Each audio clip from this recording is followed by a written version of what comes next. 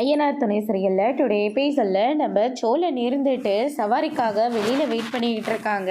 அப்போ சவாரிக்காரர் ஃபோன் பண்ணி, "பா, ஒரு 10 நிமிஷம் ஆகும், அங்கேயே நில்லுப்பா" அப்படின்ற மாதிரி சொல்லிக்கிட்டு இருக்காங்க. "சரிங்கண்ணே, நீங்கள் சொன்ன மாதிரி இதே இடத்துல நான் வெயிட் பண்ணிகிட்டு இருக்கேன்" அப்படின்ற மாதிரி சொல்லிக்கிட்டு இருக்காங்க. அதுக்கு அடுத்ததாக பார்த்திங்கன்னா இந்த பக்கம் நம்ம பல்லவன் வந்துக்கிட்டு இருக்காரு. பல்லவனை பார்த்தோன்னே சோழன் இருந்துட்டு, "அட, நம்ம பல்லவன்" அப்படின்னு சொல்லிட்டு அங்கேருந்து கிளம்ப பார்க்குறாரு. பார்த்தா கூட பின்னாடி யாரோ வர மாதிரி இருக்குது. யாருன்னு பார்த்தா நம்ம காயத்ரி வராங்க.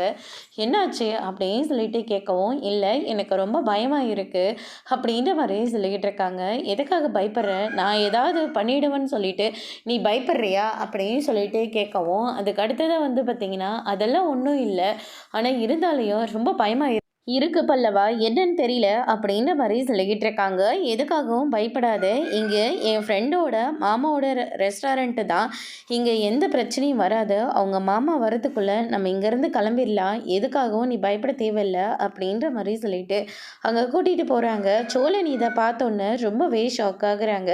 அதுக்கு அடுத்ததான் பார்த்திங்கன்னா கோவப்பட்டு, "நீ லாட்ஜுக்கு போகிற வயசாடா இதுன்னு" சொல்லிட்டு ஓங்கி சப்பு சப்புன்னு அறையிறாங்க. "அண்ணன், நான் சொல்கிறத கொஞ்சம் கேளுங்கன்னு" சொல்லிட்டு பல்லவன் ரெக்வஸ்ட் பண்ணுறாங்க. "என்னத்தடா கேட்கணும்" அப்படின்னு சொல்லிட்டு கோவப்பட்டு அடித்து இழுத்து பல்லவனை இழுத்துட்டு வர மாதிரி நினச்சி பார்க்குறாரு. பொண்ணு முன்னாடி அசிங்கமாக போயிடும், அதனால் நம்ம இப்படியெல்லாம் பண்ணக்கூடாது அப்படின்னு சொல்லிட்டு சோழன் அமைதியாகிடுறாங்க. அதுக்கு அடுத்ததான் பார்த்திங்கன்னா, "ரோம் போட்டாச்சு மாப்பிள்ள, அதே மாதிரி என் மாமா வரத்துக்குள்ளே கிளம்பிடுங்க" அப்படின்ற மாதிரி சொல்லிக்கிட்டு இருக்காங்க. "அதெல்லாம் நான் பார்த்துக்கிறேன்டா" அப்படின்னு சொல்லிட்டு நம்ம காயத்ரியை உள்ளே கூட்டிகிட்டு போகிறாங்க. காயத்ரி ஒரு வழியாக பயந்துக்கிட்டு தான் போகிறாங்க. பல்லவன் தான் சமாதானம் பண்ணிக்கிட்டு இருக்காங்க.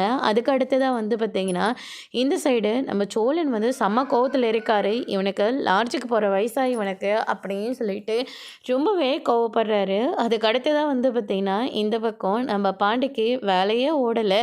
கண்ணன் இருந்துட்டு, "அண்ணன், அங்கே பாருங்க, வானத்தி வருது" அப்படின்ற மாதிரி சொல்கிறாங்க. பாண்டியும் ரொம்பவே சந்தோஷமாக போயிட்டு பார்க்குறாங்க. பார்த்தா எந்த பக்கம் இருந்தோ வானத்தி வரவே இல்லை. இதை பார்த்த உடனே, "எங்கடா வானத்தி வரவே இல்லை" அப்படின்ற மாதிரி சொல்லிக்கிட்டு இருக்காங்க. "இல்லைண்ணே, சும்மா தான் சொன்னேன்" அப்படின்ற மாதிரி சொல்லிக்கிட்டு இருக்காங்க. அதுக்கடுத்து தான் ஒரு கஸ்டமர் வராங்க. "வண்டியே ஸ்டார்ட் ஆக மாட்டேங்குது, இன்ஜின் ப்ராப்ளமாக இருக்குது. இதை தானே நாங்கள் அன்றைக்கே சொன்னோம். சாரிப்பா, என்னை மன்னிச்சிடு, ஏதோ அர்ஜென்ட்டுக்காக நான் எடுத்துகிட்டு போயிட்டேன். ஆனால் இன்றைக்கி நீ எவ்வளோ நேரத்துக்கு வண்டியை கொடுத்தானே சரி, இத்தனை நாள் கழிச்சானே சரி, ஆனால் எனக்கு வண்டி க்ளீனாக வேணும்ப்பா" அப்படின்ற மாதிரி சொல்லிட்டு விட்டுட்டு போகிறாங்க. அப்போ நம்ம பாண்டி இருந்துட்டு, "அண்ணன், ஒரு நிமிஷம் ஃபோன் கொடுக்க முடியுமா? ஃபோனை வீட்டை மறந்து வச்சுட்டு வந்துட்டேன்னு, இவங்கிட்டேயும் ஃபோன் இல்லை" அப்படின்ற மாதிரி சொல்லிக்கிட்டு இருக்காங்க. "ஓ, அப்படியாப்பா, சரி நான் தரேன்" அப்படின்னு சொல்லிட்டு நம்ம ஃபோனும் தராங்க. வானதிக்கு ஃபோன் பண்ணுறாங்க. வானதியோட நம்பரு எடுக்கவே இல்லை. நம்ம பாண்டியோட குரல் கேட்ட உடனே ஃபோனை கட் பண்ணிக்கிட்டே இருக்காங்க. அதுக்கப்புறம் திரும்ப திரும்ப ஃபோன் பண்ணுறாங்க. ஆனால் நம்ம வானதி ஃபோன் எடுக்கவே இல்லை, ஃபோன் கட் பண்ணிக்கிட்டே இருக்காங்க. பாண்டிக்கு ரொம்பவே கோவம் ஃபோனை ரிட்டன் கொடுத்துட்றாரு. "இந்தாங்கண்ணே, ஃபோன் எடுக்கலை" அப்படின்ற மாதிரி சொல்லிட்டு ரிட்டன் கொடுத்துட்றாரு. "வண்டி என்றைக்குப்பா கிடைக்கும்? 2 நாள் கழிச்சு வாங்கினேன், கொடுத்துட்றேன்" அப்படின்ற மாதிரி சொல்லிக்கிட்டு இருக்காங்க. அதுக்கு அடுத்ததாக பார்த்திங்கன்னா, இவளுக்கு எவ்வளோ திமிரு இருந்திருக்கும். ஃபோன் இத்தனை தாட்டி பண்ணுறல, என்ன ஏதுன்னு ஃபோன் பண்ணி கேட்கணும்ல. நான் அப்போவே சொன்னேன், "இரு, பொறுமையாக இரு, அண்ணனுக்கு கல்யாணம் ஆகட்டும், அப்புறமா நம்ம 2 பேரும் கல்யாணம் பண்ணிக்கலாம்" அப்படின்னு சொன்னேன். ஆனால் இவ எதுவுமே கேட்காம மண்டையை ஆட்டிக்கிட்டு அதுக்கப்புறம் பொண்ணு பார்க்க வான்ற, நிச்சயன்றா, கல்யாணன்றாங்க. எப்படி எல்லாத்தையும் ஏற்றுக்க முடியும்? அப்படின்ற மாதிரி நம்ம பாண்டி சொல்லி கண்ணங்கிட்ட புலம்பிட்டுருக்காரு. அதுக்கடுத்ததாக பார்த்திங்கன்னா, நம்ம வானதி ஒரு பக்கம் ரொம்பவே வருத்தத்தோடு இருக்காங்க. அதுக்கு அடுத்ததாக நம்ம சேரனை பார்க்குறதுக்காக நம்ம சந்தாவி அங்கே வராங்க. சந்தாவை பார்த்த உடனே, "எப்போவுமே நீ தான் எனக்கு ஏதாவது வாங்கிட்டு கொடுப்ப, ஆனால் இன்றைக்கி நான் உனக்கு வாங்கிட்டு கொடுத்துருக்கேன்" அப்படின்னு சொல்லிட்டு தேன் மிட்டாயி, கடலப்பருப்பின்னு சொல்லிட்டு இது எல்லாத்தையும் கொடுத்துக்கிட்டு இருக்காங்க. அதை பார்த்த உடனே நம்ம சந்தாவும் "ரொம்ப நல்லா இருக்குது" அப்படின்ற மாதிரி சொல்லிக்கிட்டு இருக்காங்க. ஃபோன் வேறு வந்துக்கிட்டே இருக்குது. யாருன்னு சொல்லிட்டு கேட்கவும், அம்மா தான் ஃபோன் பண்ணிக்கிட்டே இருக்காங்க. "சரி, நீ போய் பேசிட்டு வா" அப்படின்ற மாதிரியே சொல்கிறாங்க. சந்தாவும் போய் பேசுகிறாங்க. கடைசியில் பார்த்தா சந்தாவை ஊருக்கு வரணும், உனக்கு கல்யாணம் பண்ணியே ஆகணும் அப்படின்னு சொல்லிட்டு அவங்க அம்மா சொல்லிக்கிட்டு இருக்காங்க. இதை நம்ம சேரன்கிட்ட சொல்கிறாங்க. சேரன் இருந்துட்டு, "கொஞ்சம் வெயிட் பண்ணப்பா, நானே உன்னை கல்யாணம் பண்ணிக்கிறேன், கொஞ்சம் பொறுமையாக இரு. அம்மா, அவர் பார்க்க எப்படி இருப்பார்? என்னோட ஹைட்டாக இருப்பாரா, கலராக இருப்பாரா?" அப்படின்னு சொல்லிட்டு நம்ம சேரன் வந்து கேட்டுக்கிட்டு இருக்காங்க. ஒல்லியா இருப்பாங்க. கொஞ்சம் கலரா இருக்காங்க. என்னையும் சொல்லிக்கிட்டு இருக்காங்கப்பா. ரொம்ப கலரா இருக்க. ரொம்ப ஹீரோ மாரி இருக்கன்னு அடிக்கடிக்கு யாராச்சும் பார்த்தா என்ன சொல்லுவாங்க. அப்படின்ற மாரி சொல்லி நம்ம சே சந்தாவ சிரிக்க வச்சுடுறாங்க ஒரு வழியா.